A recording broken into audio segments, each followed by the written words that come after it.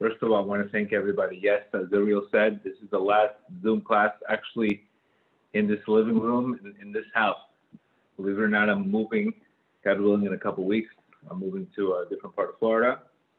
And I'm just very, very excited that eventually, we're going to, God willing, next week on Tuesday night, we're going to start with live classes. Tuesday night will be opening night. And I just want to give you a little bit of a preview of the chart that we made. That literally this is all of my classes into a chart made by a very good friend of mine that we're going to share with you. We're going to go through the process of going from darkness to light. This is going to be next week's Tuesday night. It will not be Wednesday night anymore. It's going to be Tuesday night, God willing. So that is next Tuesday night at the Lighthouse, which is on 2600 Northeast 29th Street, right by Ben Torah. First of all, it's a pleasure. I want to, again, thank everybody, all the support. There's been a lot of highs and lows, and thank God we're here. And today we're going to finish off by talking about one of the most important topics I could speak to you today about, which is called self-esteem. Before we talk about self-esteem, I also want to congratulate the 500 people that have signed up for the 40-day challenge. And I want to really, really, really reward them, pray for them every single day. My prayers, I'm praying for you guys to have the strength to continue to have this challenge, because I'm going to tell you the honest truth. I would be nowhere today if I didn't work on the addictions that I had, if I didn't work on the issues that everybody's going through. I would be nowhere today if that was not done. So if you really want to start a new beginning, 99% of the issues that we're going through in life are very connected to that issue. And this is why I talk about it so much. So again, I'm very proud of the response that we've had. We've had over 500 people, maybe 600 people already sign up, women, men. And you can, and like Reuven Baruch says, it is a general remedy. It's such a cleansing. And it's not like we don't have a vessel. It's just that the light's not coming through. And these are with the blockages that we're going through and all these situations today. So today, guys, I'm going to talk to you about self-esteem. How important is self-esteem? If Rabbi Nachman told you there's one Torah that I want you to keep with you, your whole life, there's one Torah that I want to keep with you, Rabbi Nachman referred to the word azamra. Azamra means I will sing with what I have. He says if any of the Torahs you're going to live with, this is something you're going to live with all your life. We do this because there's always going to be something off. We're not in this world to be whole. We're in the opposite. We're more broken than whole. We're broken in areas of our lives in health. We're broken in relationships. We're broken in some of our marriages. We're broken in some of our health. There's nothing whole in this world. Nothing is whole. Everything's broken, needing to repair. This is how we're made. This is part of the tikkun process that nobody's perfect. Those that strive to be perfect, it's just an illusion. But what do we do with all these breakages? What do we do with all these failures? What do we do with all these blockages that we're going through? What do we do with it?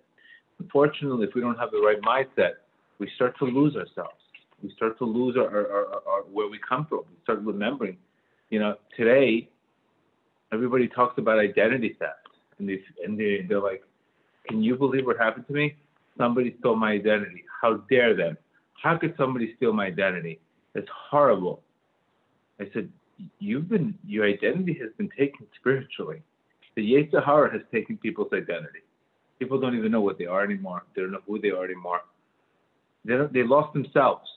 Not only have they lost themselves, when it comes to working on themselves, they would do anything to avoid dealing with themselves. Even when it comes to 5 to 10 minutes of meditation, they'd rather be somewhere else. So you could see how much brokenness and how much failure has affected us, how much bad relationships and how many broken hearts people have out there. You could see how much it's affected us and how much we've taken this personal. And unfortunately, this has led us to having a very dense self-esteem. Because of this self-esteem issue, which is what is self-esteem? Self-esteem is an opinion of what you're worth. It's led us, when we lack self-esteem, we don't, our relationships are horrendous. We don't want to deal with any failure, so we'd rather be in comfort. I'm going to talk to you about 13 issues that we give our energy away. So this is what happens when we lose ourselves, when we stop remembering who we are. We stop remembering that we're the son of the king. We stop remembering the powerful soul that we have. Then all of a sudden we start losing ourselves. This is what's happening today. This is what's happening in life. People don't want to drive anymore. People don't want to push anymore. People don't want to. They don't have a sacrifice today. Very few people you see. What am I willing to sacrifice for? And this is why there's such a connection. Remember this line. There's such a connection between self-esteem and efforts. When I talk about this 40-day challenge, guys, you're going to need a lot of effort. But you have it inside of you. This is the word ratzon. Ratzon comes from the word keter. Ratzon means will. That means God put inside of us this unlimited willpower and an unlimited potential that we have. But the problem is we're not tapping into it. And this is why Jews stayed in Egypt. 80% of the Jews stayed in Egypt because they lacked the desire and they lacked the confidence to get out. So they suffered from a slave mentality. And today also, many of us have suffered from the slave mentality, have suffered from the victim mentality. And I always tell people one line that I remember, and this is something that I live by, that if you think the price for failure is expensive, you have no idea what the price is for regret. The price of failure is like a peso compared to the regret that you can have in life. So if you recognize that, you're going to go all in. You don't care about failure. But if you don't recognize that there's going to be a heavier price if we stay in fear. I was talking to somebody the other day, and they were telling me how, the girl's in her older 30s, and she clearly has the same issue. She suffered from some kind of trauma, and anybody that comes in, she doesn't let them in. Why? She's afraid to get hurt again. But I explained to her very simple. No ego, no injury. No ego, no injury. Big ego, big injury. To the connection, the connection between our ego and pain is very, very connected. That means if I don't have a big ego, I'm not going to take it personal. If somebody doesn't love me, they don't love me. If somebody doesn't like me, they don't like me. I don't need your approval to like me. So again, no ego, no injury. Big ego, big injury. Because my whole life I'm dependent upon you. So what happens is we're missing a lot of opportunities. Missing a lot of opportunities because we're going into relationships. We're afraid to get hurt. So what happens? We put walls down. That person doesn't get closer to us. We don't open up. One relationship goes bad. And then what do they say? Oh, the relationship went bad. She doesn't speak. She's emotionally closed up. You have no idea. And what was the cause? Trauma, pain, etc. And we need to understand that. We need to recognize the purpose of the past. The purpose of the past is to elevate us, not to break us. God created you all day long. When we say Kiddush, on Passover, in the Siddur, all we're talking about every single day in our prayers is that we are not slaves anymore. God took us out of Egypt. But unfortunately, what we're saying and what we're doing is two different things. You are out of exile. You are not in exile anymore. You're not in a slave mentality anymore. Get out of that mindset. That mindset today shows nothing more but gets you one thing. There's two things that your Creator cannot stand. There's two things your Creator cannot stand at any expense. One is ingratitude, excessive complaining, and the second one, self-pity. Rabbi Ruth says in his book, The Garden of Gratitude, there's two things that bring a person such nothing but sorrows, nothing but headaches, is ingratitude, complaining, and self-pity. You have to ask yourself always the same question. Do you want people to look up to you, or do you want people to feel sorry for you? And you need to understand, sometimes our relationships have put us in trauma. We've lost ourselves. Sometimes failure, we've lost ourselves. Sometimes a childhood, sometimes body image. So many issues have caused a person to lose their self-worth. And once they lose their self-worth, everything goes down the drain. And why I speak about this so much, I speak about this all day long in my recovery centers. Because what happens is, to the extent that we have a dented self-image, we make everything about us. So what happens, I tell a typical, let's say somebody in my facility, I said, listen, if you don't work on your self-esteem, it's going to cost you everywhere. What's going to happen? You're going to get into a relationship. All of a sudden, they don't like you. It's going to trigger you to use again. All of a sudden, you show up in a job interview. You're speaking to the owner. Next thing you know, he picks up his phone. You're going to say, you see, he's not into me. You look, he's on his phone. Maybe his wife is pregnant. Maybe something else is going on in his life. But because we lose our self-worth, everything becomes about us. Everything becomes emotional pain. Everything becomes a story. We take up all the room, and there's no godliness in our lives. There's no godliness in our lives. There's no growth in our lives, because we're taking up all the room, and more importantly, we're not letting our Creator in. So I can't tell you enough how important to build your self-esteem. And this is why we start with discipline. So let's talk about the steps. Some of the things that can cause. We already know what can cause self-esteem, but how do they affect every single one of our lives? And you need to understand the way to build your self-esteem is through momentum, is through doing the exact same opposite things that you were doing before. Is to become more humble, not take things personal, not become self-centered. And we're going to talk about that. So number one, we need to understand that discipline leads to freedom. If you want to be free in our lives, we need to have discipline. I would say today, more than ever, there's so much noise out there. There's so much noise, no matter where you go. If it's not noise out there, it's noise inside of here. So we also have to discipline ourselves. To be careful what we're thinking about, is to discipline ourselves of all the exterior voices, of all the people saying, I'm not good enough, I'm not pretty enough, I'm not strong enough, I'm not this enough, I'm not a good learner, I'm not good this. Let me tell you something about my life. I never went to yeshiva, I went to public school. All I had is one thing, desire. The rest Hashem took. All I had to do is push. The rest Hashem did. I had nothing else to do but desire. Skills, I didn't have them originally. It came to me because of desire. That means you have to focus today more on I will versus IQ. If you focus on too much of IQ with no will, you're going to get nothing. The I will has to be so much stronger than the IQ today. There are brilliant people out there, but they have no desire. They have no character. Brilliant, crazy IQs, but they think they know everything. They're not willing to put the extra effort. So remember, the number one is discipline. Discipline is everything. And this is why I started the 40-day challenge.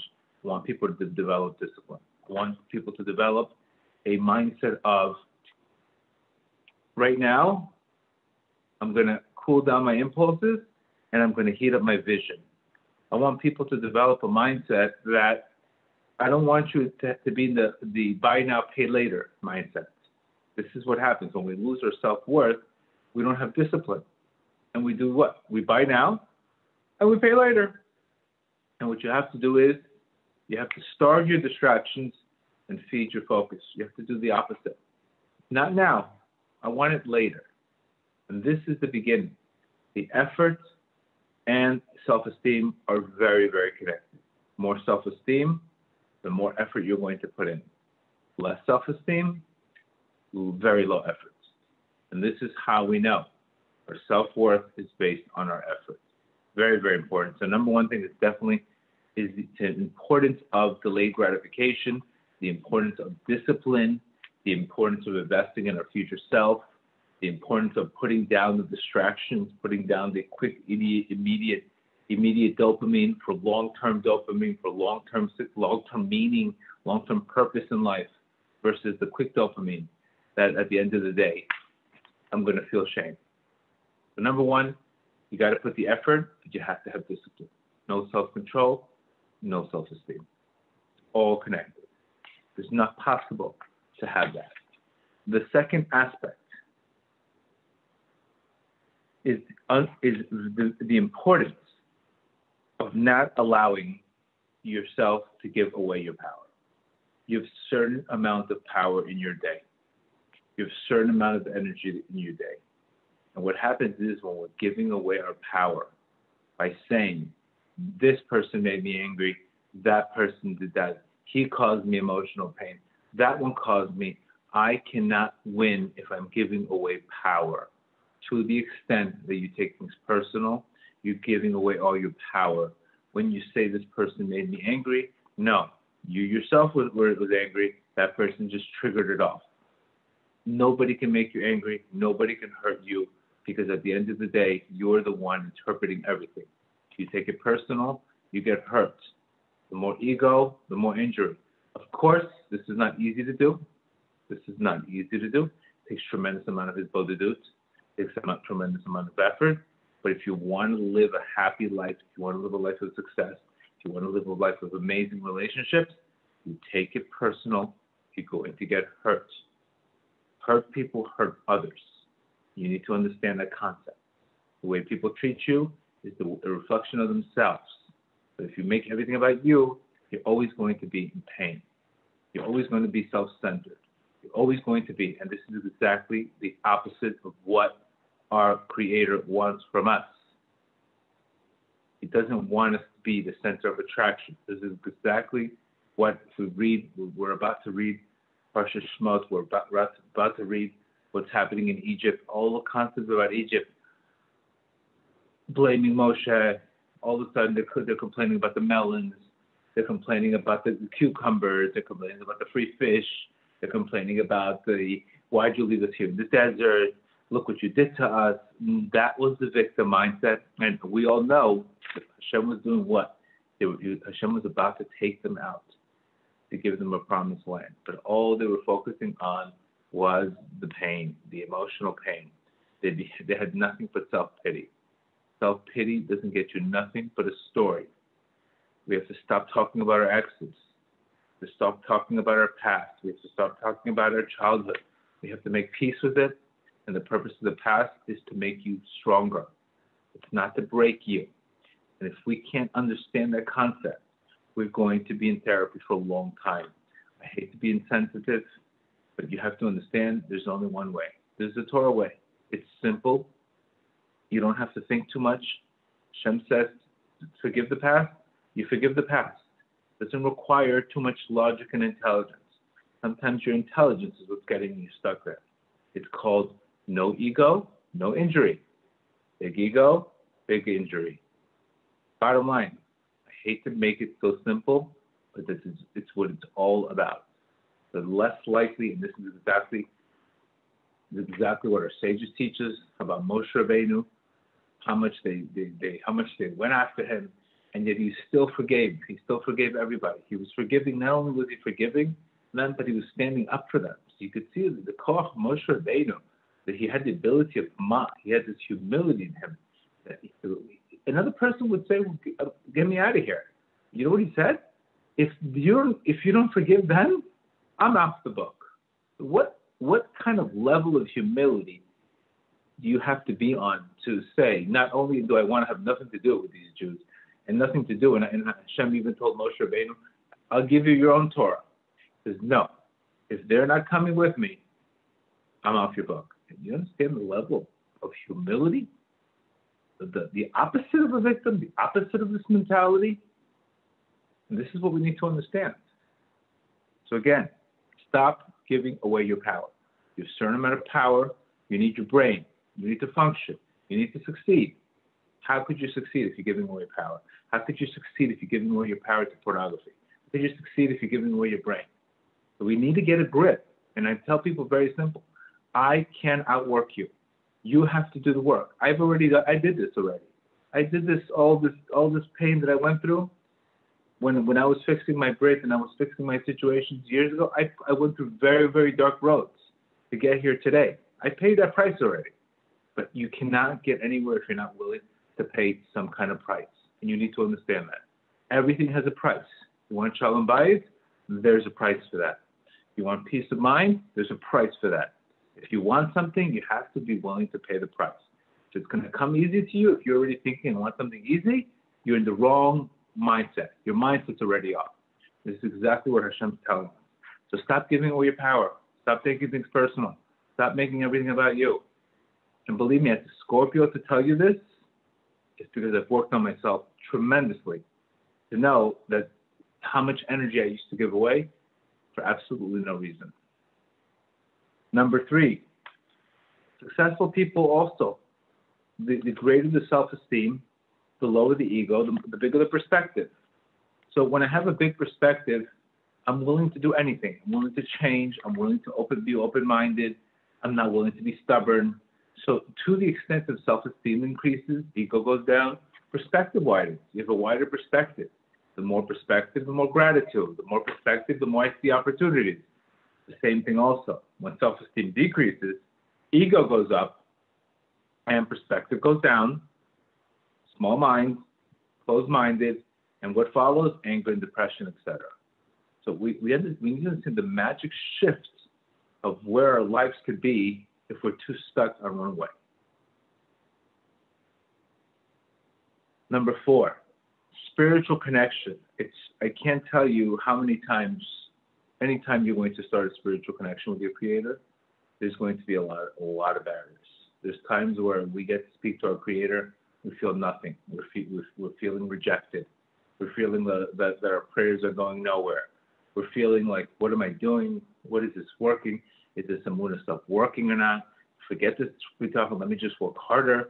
All of these mind games that if we don't have proper self-worth, we're going to follow off the yellow brick road. We're going to stop praying. We're going to stop doing what we're doing because we don't recognize our worth. We don't recognize how valuable we are in our Creator's eyes. If you recognize how valuable you are in your Creator's eyes, then there's never a stop. You never stop because you recognize your own greatest point in front of your Creator. But the same is true. I think my Creator's not listening to me. My Creator doesn't care about me. I'm going to check out whenever the winds come. So your spiritual connection with the Creator is, Rav Nachman says, is built on your nekudas tovas, is built on your own good point that you have to find in yourself. And how do we know this? We know this from the Jews. The Jews served an idol, and all of a sudden, what happens? They served the Beit HaMikdash. That means they went. What did they tell Hashem? We are black, but we're beautiful. We are blackened with sin. We're blackened. We're blackened in the worst spots, but we're still beautiful in your eyes. And that's exactly the attitude you need to have when you fall down. When you fall down, you need to go back and say, I'm black, but I'm beautiful. Yes, I'm blackened with sin, but I'm not going to hide in shame. Yes, I feel upset with what I did. Maybe I let myself down, but I'm still showing up, even with the blackness, even with all the schmutz and all the addictions that I have. I'm still showing up to you beautiful. And Rav Nachman says that when you do that, not only do you change and you create momentum, but you create a favor in heaven. So by judging yourself favorably, you actually get more mercy above. Unbelievable concept. But when you judge yourself unfavorably, what happens in heaven? They give you dinim. So you can understand that you're here to win. You have to judge yourself favorably.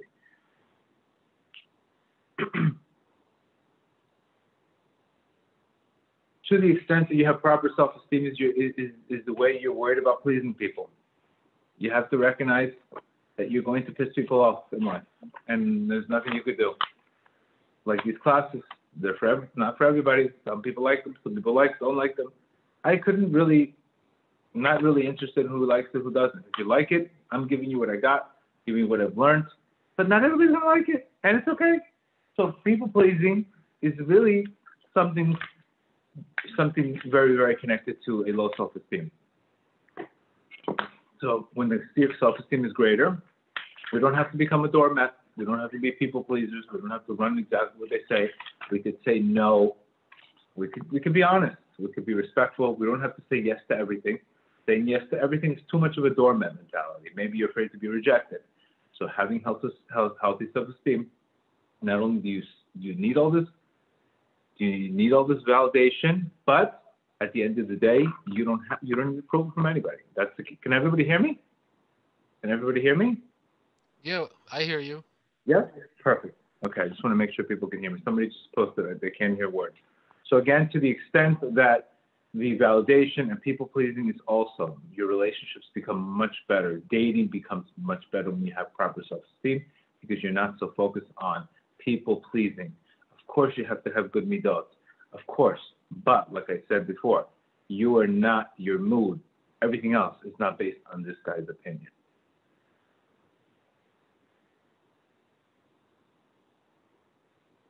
People with healthy self-esteem also do not care if they fail. They don't fear taking risk. They don't fear getting married again. They don't fear trying new things out. They don't fear taking risks. Where people with very low self-esteem are very afraid to take risks. Because what happens if I fail? What will they say? What will they think? Instead of, what do I need to do? That's the question you need to ask yourself. Not what will they think, but what do I need to do? A tremendous change. So your ability to be a risk taker, your ability to take calculated risk, your ability to start new things, even in a marriage, even dating, it's not dependent upon failure. That means, yes, I can take a calculated risk. I'm not going to get it every time, but I'm not going to be so upset if I fail because I recognize that everything I do and everything I get in my life is only a result of my Creator blessing me with it. If it didn't succeed, because my Creator didn't want it to happen. If it succeeded, because my Creator wanted it to happen. So the problem is when we take this control into ourselves and things don't go right, we start blaming ourselves for the failure. We start blaming ourselves. We start saying, you see, my mazal is not good. My mezuz is not good. This is not good. Maybe your Creator wants you to learn a lesson. Maybe your Creator wants you to prepare a bigger vessel. Why are you taking everything so personal? Why are you becoming a victim of self-pity? It didn't work. Adjust, change, move on. Why are we making so? This is what the opposite of humility is. Lack of humility is everything's me. Everything's me. They're talking about me. Self-centered. My failure. I failed because of this. I blame that. That's being too self-centered. That's arrogance. Self-centeredness. The opposite is being selfless. Recognizing that your Creator has a much bigger picture and you don't know everything.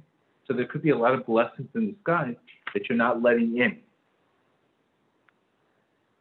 Your ability to take responsibility, which is a very big concept. When we speak constantly, when we speak in the ketubah, when you give your ring to your wife and you say, God willing, may Hashem bless all these women that should get married.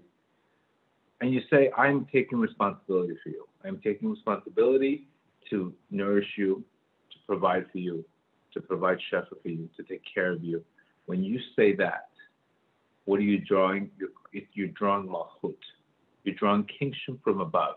You're drawing all of a sudden your channels all of a sudden became from very small channels to become huge. Because what happens is when you start taking responsibility and you take action in your life, your Creator blesses you based on the state of responsibility, which is called malchut. Malchut is the vessel in which all life comes to. But what happens is we don't take any responsibility, and we stay away from change. We stay away from any kind of responsibility. What happens? There's no light. There's no vessel for all that light to come in. So the blessings unfortunately does not come because there's no malchut. There's no kingship. There's no malchut. There's no blessing. So to the extent that you take responsibility is to the extent that you're going to get blessings. Very, very important. The opposite of responsibility is running away from your responsibility, running away from what you need to do, etc. You have no idea how many people.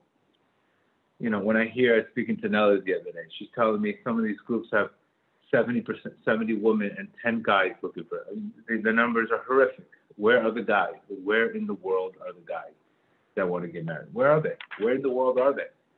Where in the world are they? And this is what we're trying to fix. Maybe they're with the wrong girls. Maybe they're spiritually insensitive.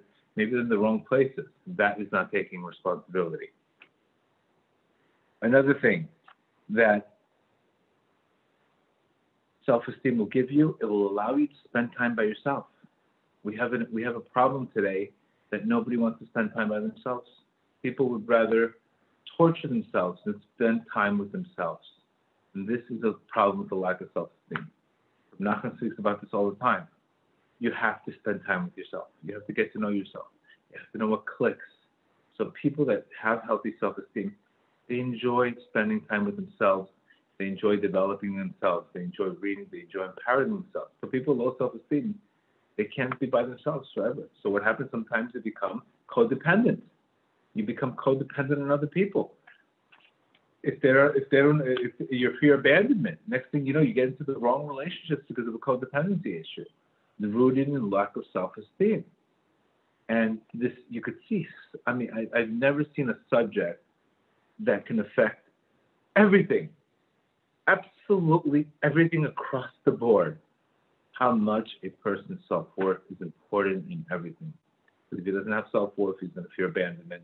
And what's going to happen? It's going to be codependent and on sometimes the worst spouses, places that he shouldn't be in, but because he lacks his self-worth, he becomes dependent on other people instead of dependent upon Hashem.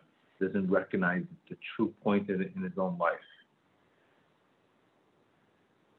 People with healthy self-esteem, they come to the world with a lot of gratitude. People with low self-esteem, they're always expecting everything from everybody. So the expectations versus appreciation is very connected. You hear this today. You better pay for my student loans, you better pay for my this, you better pay for that, you better pay for this, take the money from the rich, give it to the poor. Just this mentality, Shem Yerazot, Shem Yerachem. Anybody that supports this mentality is an anti-Torah mentality of, I don't have to work, I just get it from everybody else. I'm entitled to everything. This is so anti-Torah across the board. That Hashem wants you to develop your soul to be not only the giver, not only that He doesn't want you to be a taker, He wants you to become a giver. This is what the Gemara says. The one who hates gifts shall live. Because this person believes in his own strength that he's able to give to others. Why would he want to receive from others? Why would he want something that's not his? Again, low self-esteem. Everything's expected to me. I don't have to do anything. I should just be entitled to it. Another aspect of self-esteem is people don't expect immediate results. I remember the first time doing Avodat Hashem, it took me 6 months to have any kind of connection. So when you have low self-esteem, you're not going to go and put a lot of effort. Well, I tried the 40-day challenge, it didn't work. Well, what kind of effort did you do? What kind of effort did you put? You're putting in an effort of a second grader. Is that what you're worth your whole life? Get some leverage. This is the kind of effort you're putting in. Come on. And that's where it's connected to immediate results. Like the Vilna Gaon says, whatever you're doing in spiritually, whatever you do in life, you plant the seed and you walk away. You don't even look at the seed. Don't look at it. Don't look at the scoreboard. Plant the seed and walk away. How in the world did Rabbi Akiva, after losing 24,000 students, how in the world did he start over with five new students? What in the world could we say about Rabbi Akiva's self-esteem? What would you do? You lost 24,000 students, you're going to start over with 5 students? What would Boaz do when he lost 60 of his children and his wife? How in the world did these two giants start over? Because they were not focusing on the prize, they were focusing on the process. From Boaz, this David that comes out, and from Rabbi Akiva, those 5 students were the 5 students that continued the Torah that you are benefiting from today. So you could see the massive failure, 24,000 students dying, the massive failure, 60 people dying, 60 of Boaz's children dying, and yet he got remarried. There's people today that don't get remarried because they're afraid of what people are going to think. Look at the amount of resilience. Look at the opposite of a healthy self-esteem. That means they don't expect this, but they're going to get up really, really quickly. And the last thing that we want to speak about is the last 2 things. The way you treat people. People with healthy self-esteem, they treat people nicely, treat people the right way. They treat themselves nicely, but they also treat others nicely. They're not going to dump all their garbage on them. They're not going to dump all their negative feelings on people. People with healthy self-esteem have a realistic view of life, treat people with respect. They don't have to insult them. They don't have to blame them for things that that failed in their own lives. They recognize, yes, I have to work on this, but the last thing they'll do is treat people and abuse people and verbally abuse. It's the reason why you're doing it. It's because you have no coping system, and you just rather, the ego would rather project it on somebody else, and again, taking responsibility.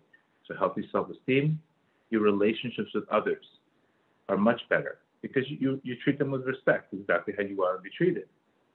But people with low self-esteem, they're going to just treat people terrible. Like, what do we say? Hurt people, hurt others. Why? Because there's no self-esteem. No self-esteem. Somebody needs to take accountability for what's happening in their lives. God forbid they should take accountability. But this is very connected to low self-esteem. And the last one is your mood. Your mood. Your mood is a shadow of your self-esteem. So really how your constant mood, it's really how you feel about yourself is really how you're putting that energy into the world. So I hope this helped. There's 1,000 issues here. I review this tape. I really went deep into the subject. But when you really work on yourself, by forgiving yourself, by having self-love, by recognizing life as a journey, not an instant gratification, by staying in your own lane, by treating people respectfully, working on yourself, you'll see the difference, how everything else will blossom.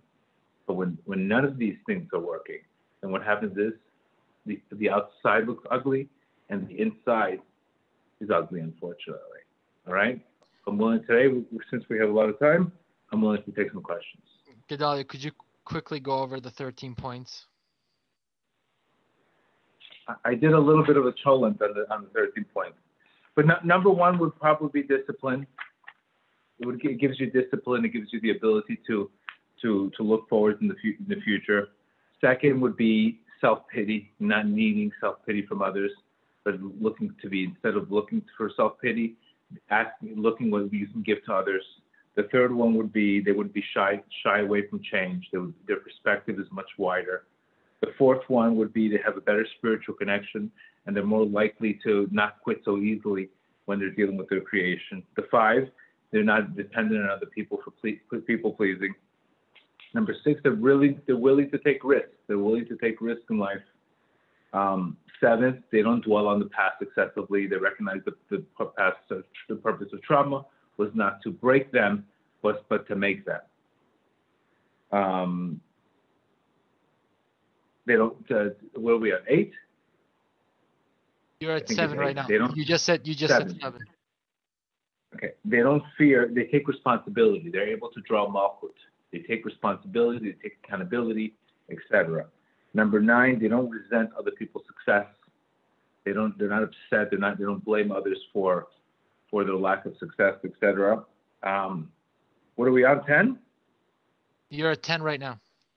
Okay. They don't fear alone time. Another thing we spoke about, not fearing alone time. That's 11. 12 is no, that was 10. They don't feel 10. Yeah, now you're 11. Oh, they don't feel alone time. 11 is they don't expect immediate results. They don't have a quick expectation of immediate. It's not working. No, sometimes for me, I relapsed 7 times when I gambled. I didn't get it the first time. I got it the 8th time. So expecting immediate results is an issue.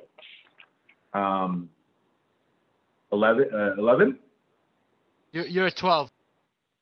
12, the way they treat others, the relationship with other people will be much better because they will not seek to dump all their negativity on other people.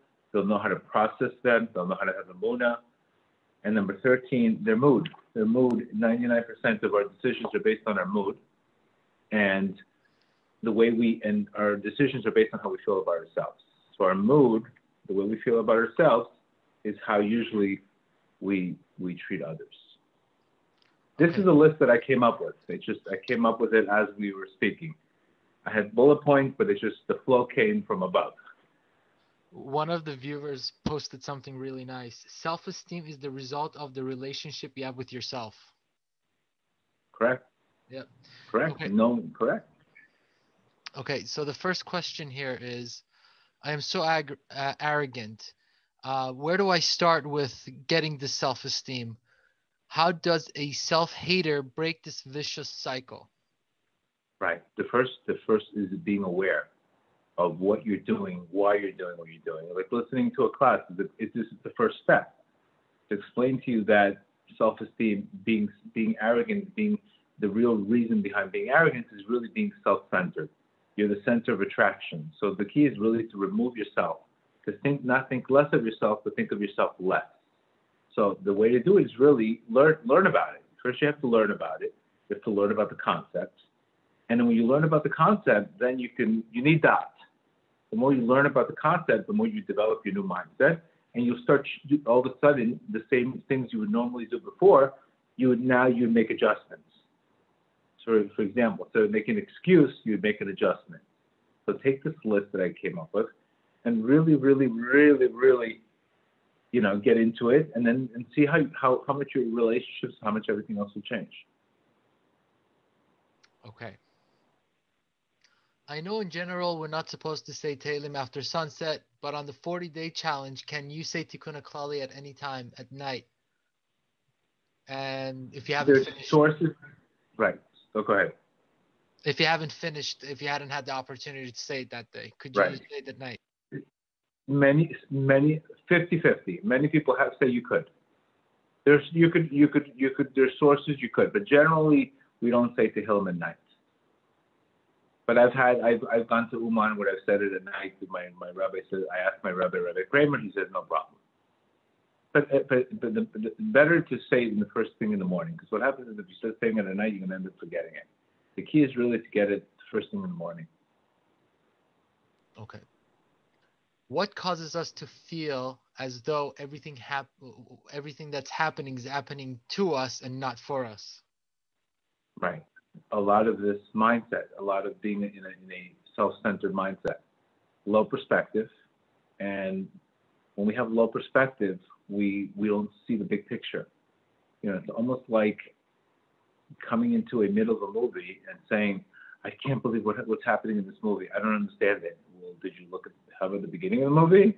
How about the end of the movie? You can't just come into a middle of a movie and say, I don't like the way things are going. There's a big picture in life. So healthy perspective sees the big picture. A very narrow perspective only sees, like today, you look at what's going on and you see many people, unfortunately, are victims. And they're victims too. They think America is the worst country in the world. Oh, really? America is the worst country in the world? Why don't you go to Guatemala and see what's going on over there? Why don't you go to Venezuela?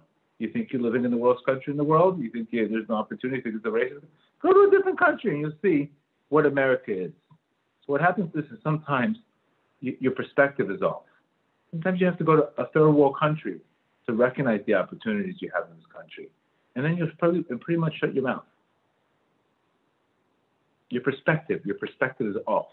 Your perspective is off because your ego is blocking your perspective. That's what ego does. Ego doesn't allow me to see the big picture.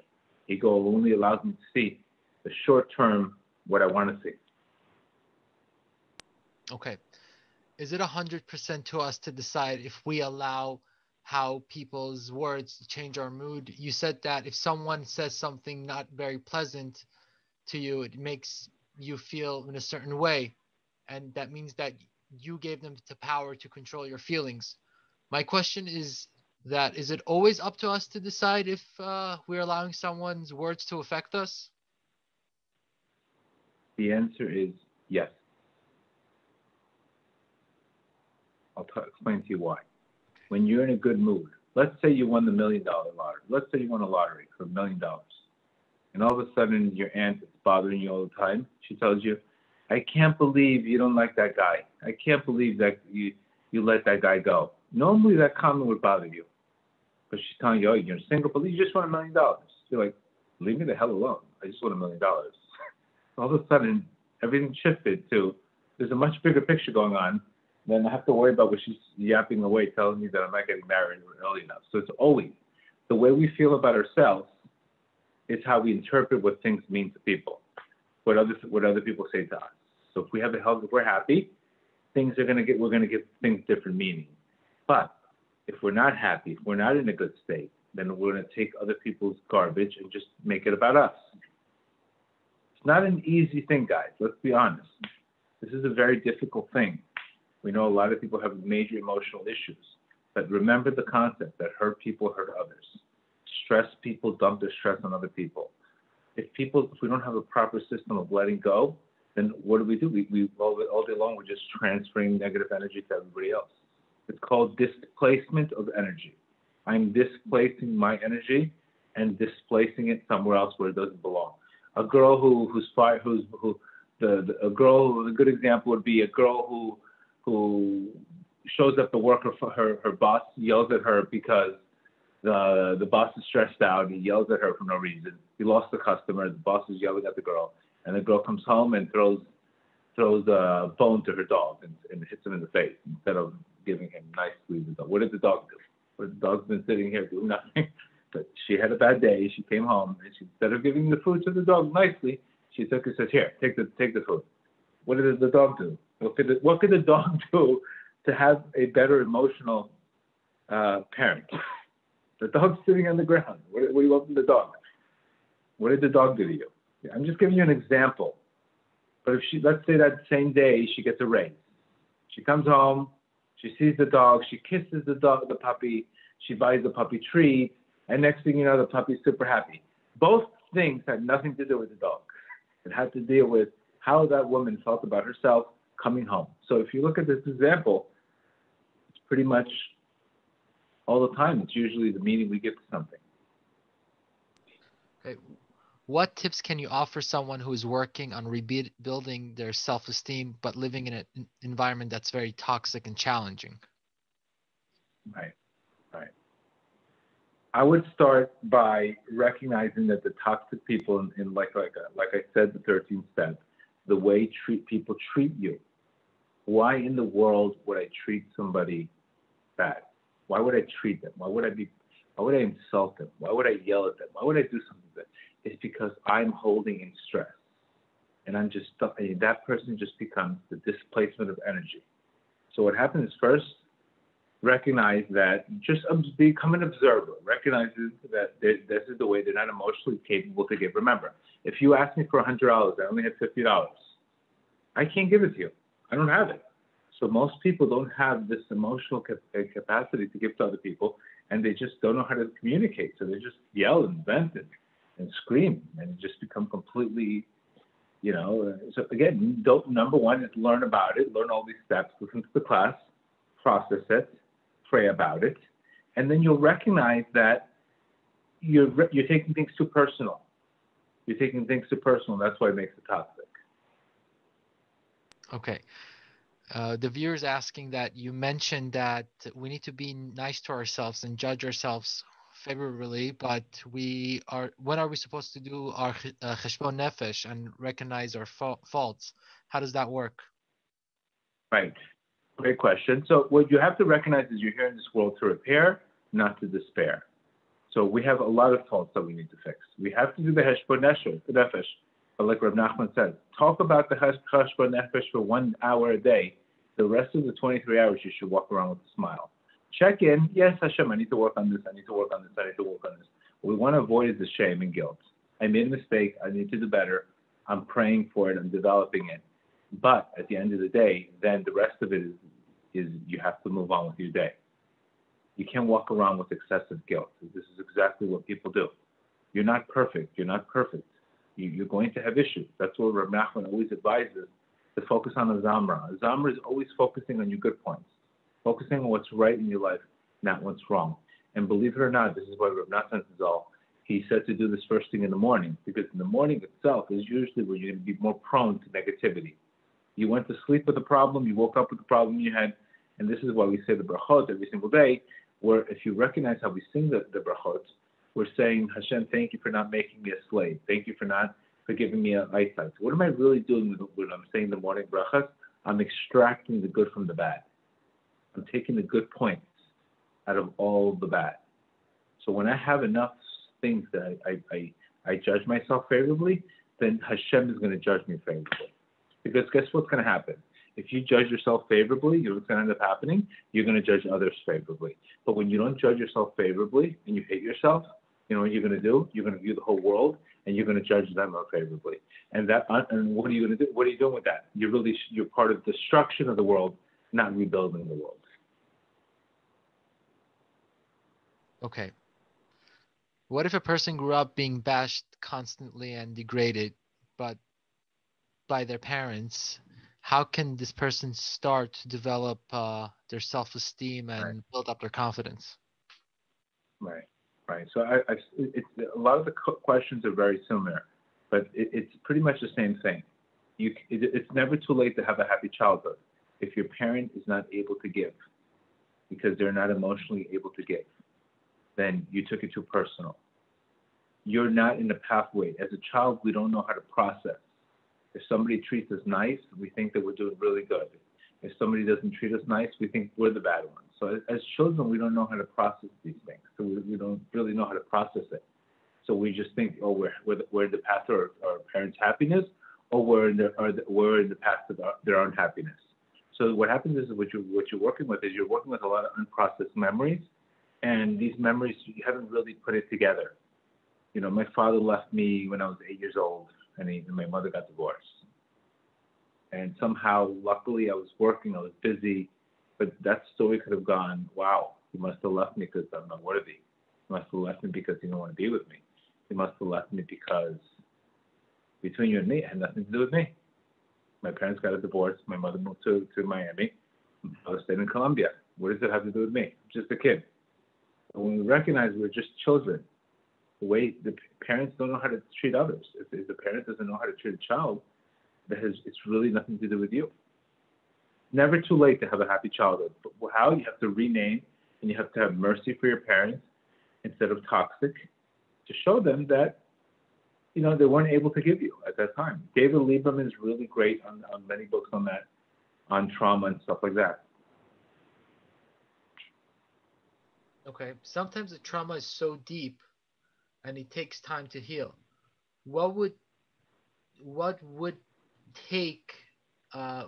cause the time to, give me a second, what would that take more time to get a higher self-esteem? That's the question. Sometimes trauma is so deep it takes time to heal. Right. Would that take more time to get you to higher self-esteem? Depending on how your self-esteem is, you're going to look at the trauma as a different way. Some people look at it at trauma as a challenge, and some people look at trauma as a threat. You know, when we speak about trauma all the time. It's called the shattering of the vessel. A vessel shattered in your life, and your job is to pick up the pieces and rebuild a bigger one. Not to think about the pieces being broken and how somebody scarred you. And again, the only real remedy is obviously you need therapy. You need to put meaning to it. But really, talk about the Holocaust. What was the best way to fix the Holocaust? To build yeshivot in America. What's the best way for, Boaz to recover from losing 60 children, to get remarried to Ruth and have David and Melech from this? Yeah, I mean, what is the best remedy but post-traumatic growth? Ultimately, our goal through spirituality is to turn post-traumatic stress into post-traumatic growth. That is really what we're here for. You have to understand your mission statement. Your mission here in this world is to grow, is to elevate darkness to light. That's why I speak so much of the darkness. I speak so much of what to do with the breakingness. But originally in life, like I said many times, the problem is usually the solution. That means the problem itself is the spiritual awakening. The addiction itself is a spiritual awakening. If it wasn't for that issue, I would never be here today. That's ultimately what we have to do. We have to take the darkness itself and recognize that darkness itself is the light. And we have to transform it and elevate it. That's what we're here in this world. That's why I strongly recommend getting into Rav Nachman's teachings, listening to my classes more. Because eventually what's going to happen is little by little you're going to build momentum, and the new you is going to be built. Listening to one class here and there might help you, but if you're really struggling with something, you really need a massive, massive redirection. Okay. What advice do you have for someone who grew up with the mentality to question everyone and everything? And this person right now is really trying hard to follow the Breslev teachings and do the right things. So, Right. What advice do you have for someone in that position? Are they an earth? Ask them if they're an earth sign. I'm sure they're listening. If they're an earth sign, listen, some people have a Zehava for this. We all have, remember, earth, fire, water, and air. We all have a tendency to have an issue in our lives. Some people have more anger than others. Some people have a bigger problem with addictions than others. Some people are more prone to have less stability in life and not be focused. Some people have a problem with being too rational and not letting things go and just having a simple faith. So usually earth signs have that issue. The Capricorn, not so much the Capricorns, but the Tauruses. I have a lot of friends that are Taurus. They need to see it to believe it. They're very earthy. They need constant proof. And really, a miracle is nothing proof about a miracle. You have to almost enhance a new belief to get it. So it could be in that situation is you have to recognize that Emun is all about not what is, what could be. When a person goes to a rabbi and he's going to a rabbi and he's telling him, listen, rabbi, I got a divorce, I got all these issues. And the rabbi is telling him to start planning your Thanksgiving meal for when you're going to get out of this issue. The guy's going to look at the rabbi like, what are you, crazy? What do you mean? I'm talking to you about an issue. What are you talking about, a Thanksgiving meal or the Sudah? He won't comprehend, because what happens is when we lose trust, we can't see beyond the immediate moment. So that's a problem. When trust gives you vision, and when you're very logical in life, you lose that vision. You have to see it to believe it. So it could be that you have an issue with that's your tikkun. You need to work on.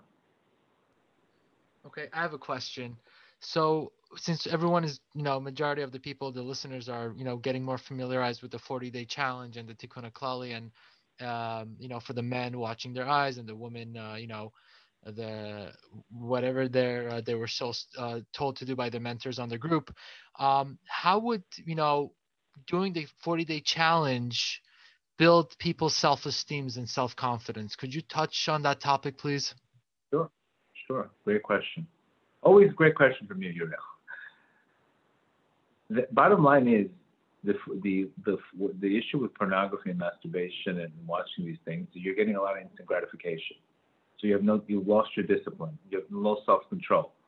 So what happens is instead of dealing with pain and using pain as growth, we're escaping from pain by getting free dopamine. So what happens is you start recognizing that you're not resilient. That when things hit you hard, you can't handle them. You'd rather escape. So basically, inside your soul is telling you you're not growing. And when you don't grow, you can't be happy and you can't have healthy self-esteem. So first of all, when you take a dopamine detox, your brain's going to start recognizing that I can be happy from the little things. Imagine a guy's on 200% dopamine, and you tell him, listen, hit a goal. Work out for 30 minutes in the treadmill and be happy. He's going to be like, I get 200% dopamine. I don't know, this is what, 40%, 40% dopamine, 50% dopamine? It's not quick enough. The reason why this problem is such a big problem is because your dopamine receptors are out of whack. You have no ability to develop proper dopamine by hitting a goal and having that process instead you have this instant gratification and nothing can ever meet that level. So that's one of the things is you don't earn it. Bottom line, you're going to have shame. Anytime you get something without earning it, it's going to have shame, and shame obviously makes you lose your self-esteem. So you feel a lot of shame. You're walking around with shame. You're getting free things without rewarding it. I mean, tell a guy, imagine a guy is going to a wedding that he didn't get invited to. And every night he shows up to everybody's wedding. He never got invited to. He eats meals. He's not coming home at night and sleeping good. He's like, yeah, I ate for free, but nobody invited me. Deep down in his soul, he feels tremendous shame. So there's no possible way this person will feel good about himself. getting something for free without earning it is shame. Okay. This is why most addicts have tremendous shame. You were talking about not being codependent on people. Sure. So a viewer is asking a question. If I'm doing a new thing that I've never done before, and I have a friend, for instance, that's good at it, then how could I not be codependent in a situation like that? I didn't understand the question. I'm Okay. sorry. Go ahead. The question was in regards to not being codependent on other people. So the viewer is Right. asking, if I'm doing a new thing that I've never done before, and I have a friend, for instance, that's good at that thing, how could I not be codependent on that person? How could I not depend on that person to help me? Right. Right. But that's not codependent. You're getting advice from somebody. Maybe you just because you like somebody and somebody's advising you and he's helping you out. That's not being codependent. Codependent is a person in a relationship where they're constantly needing that person to feel happy. If they don't get them, or they feel abandonment. So we're always clinging onto that person. They're not giving that person space. That's what I think was the codependency that we're talking about here. Here you're talking about maybe you have a mentor and you're getting advice from them. I don't think that's what we're talking about here. We're talking about real relationships out of fear of abandonment. Is what we're talking about here. Fear of abandonment, not being worthy enough to feel worthy enough, so you have to cling on to that person and not give them space, and you become codependent. Okay, I think that is it for the questions tonight. Good? Great. Gedale, people just want to know, how is it going to work next week? Are we going to have Zoom? Are we going to have Facebook? Are they going to be able to I ask think we have to explore how many people are on Zoom. I'd rather do Facebook Live unless there's a lot of people on Zoom. But Facebook Live is what we usually do. Okay, and in terms of questions, how do you want to move forward with that? The questions might be tough. We have to figure out the question situation. Maybe we have to figure it out because there's a crowd. We have to figure out. Maybe we could have people sending their questions earlier. Could be. Yeah, maybe we could do that. All right. Again, everyone, it was a true pleasure doing this for the past few months. I gained a lot. I hope everyone else has gained. And yeah. Remember, it's Tuesday nights in Miami. Believe it or not. It's going to be Tuesday nights. Maybe we'll do 1 week here, 1 week there. We'll figure it out. But for sure, next week, Tuesday night, is definitely going to be in the lighthouse. Gedale, thank you again. Okay, guys? Guys, have a great night. Okay? Bye-bye.